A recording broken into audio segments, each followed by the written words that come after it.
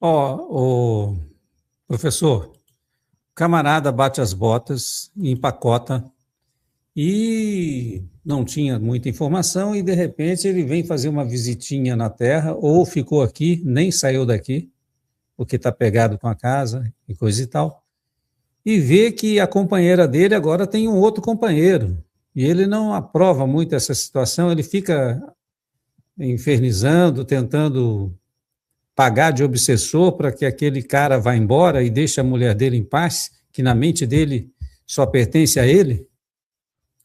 Esse é um caso que, por exemplo, tem no livro Nosso Lar, e no filme Nosso Lar apresenta isso com André Luiz. André Luiz volta e vê a esposa dele casada com o segundo marido. O primeiro impacto dele é ter uma raiva brutal e automaticamente na raiva que ele tem, ele retorna para a região umbralina que ele estava e fica lá num determinado lamaçal por mais tempo por conta da raiva, do ódio que ele teve. Ele alimenta esse ódio por um tempo, até que depois ele retorna também a família aqui, vem fazer outra visita e passa a compreender melhor a situação e até ajuda o novo marido da mulher dele a melhorar de uma doença lá. Ajuda emitindo fluidos e ajuda a recuperar ele, a saúde dele.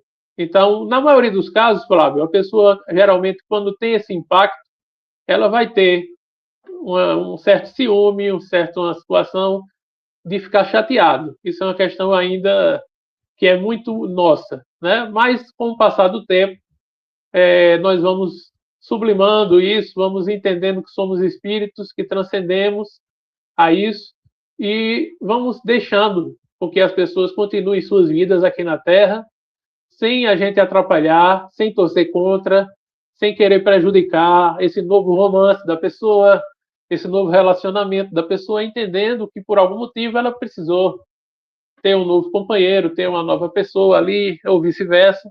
A gente desapega nesse aspecto, não deixa de amar, se houver amor verdadeiro, né? A pessoa liberta e deixa a pessoa viver.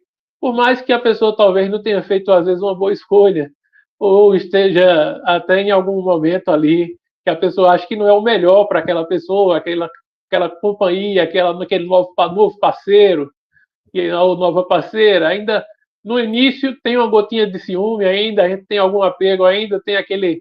Depois a gente vai liberando e vai entendendo que somos seres do universo e um dia nos reencontraremos novamente também. E as pessoas vão tendo experiências, mas no fundo existem aqueles espíritos afins ou almas gêmeas, como chamam, aqueles que realmente são feitos um para o outro e que, por mais distante que fiquem em alguns momentos, eles reencontram-se sempre. Então, eles permitem que o outro possa, de repente, provar de outros sabores, por mais sabe que um dia vai voltar. Lembro do traje, mas eu me mordo de ciúme. E no velório,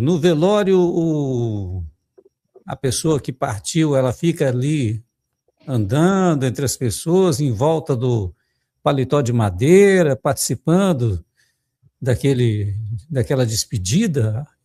O espírito permanece no local? Nem sempre, às vezes sim. Por exemplo, no livro chamado Voltei, psicografado pelo irmão Jacobo, na literatura espírita, ele fala que esteve no velório dele e que acompanhou, inclusive, Flávio, as pessoas falando mal dele no enterro, algumas outras pessoas dizendo que o caixão custou caro, que deu despesa até depois de morto, e coisas bem desagradáveis para você ter uma ideia. E ele estava lá vendo e ouvindo tudo. Coisas desse tipo, assim. Às vezes acontece de você estar lá e tem gente que é deseducada, às vezes no momento até de um velório, né, e fala coisas inconvenientes, às vezes com a viúva, com o viúvo, ou com alguém, e o espírito às vezes está por lá e está ouvindo, né, e às vezes fica ressentido, fica magoado e até se decepciona com algumas pessoas que não esperava vir delas alguns comentários desagradáveis ou algumas opiniões que as pessoas têm sobre ele que ele não sabia. E aí, quando ele está ali no velório, no enterro, ele está ouvindo aquilo ali tudinho, vendo e se chateando com aquilo, né? E em muitos casos isso acontece. Agora, não é uma regra geral que todo desencarnado participe do seu velório ou do seu enterro, não. Muitos se desligam mais facilmente, muitos estão desapegados, se desconectam mais facilmente, muitos já partem para outra e nem sequer estão presentes ali naquele momento, e muitos até não querem estar presentes. Porque tem gente que acha bom, inimigo, desafeto, diz assim, foi tarde, mereceu. Aliás, eu vou lá para conferir, para ver se foi mesmo. Tem até piada que diz o seguinte, carrega esse caixão aí com cuidado, olha o barranquinho, tem um buraco ali na frente, cuidado, vai que tropeça, porque a piada, não sei se você já ouviu essa piada, ela é velha, essa piada. Diz que a pessoa bateu as botas, e aí na hora de enterrar, alguém tropeçou e o caixão caiu. No cair, deu aquele solavanco, a pessoa ressuscitou. Aí passou um tempo, a pessoa empacotou de novo. Aí no dia, essa pessoa foi orientando, cuidado, tem um barranquinho, tem um buraco ali, não vai cair, não. Cuidado, não tropeça não, porque vai que a pessoa ressuscita de novo, né? Então, eu queria garantir que dessa vez ia de verdade. Então, contando essa piada idiota, eu digo para você o seguinte, tem pessoas que gostam e vão até no velório para conferir se foi mesmo.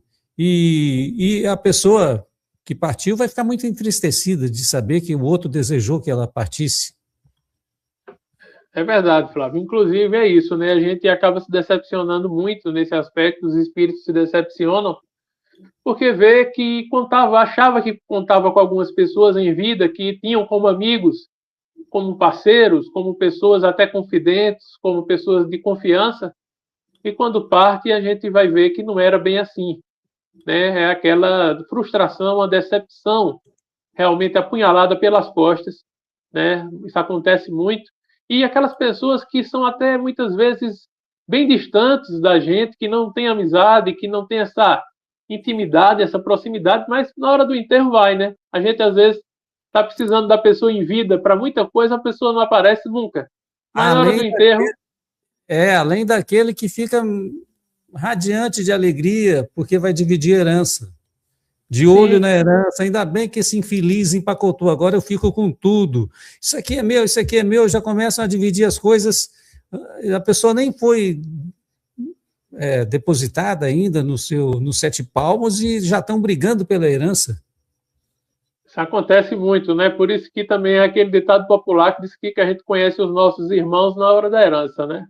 Então, tem muito a ver com isso. Na hora da herança, a família se apresenta, os irmãos se apresentam, a gente vai ver realmente quem é quem. Realmente tem muita gente já fazendo essa contabilidade antes e torcendo já para alguém já partir, né?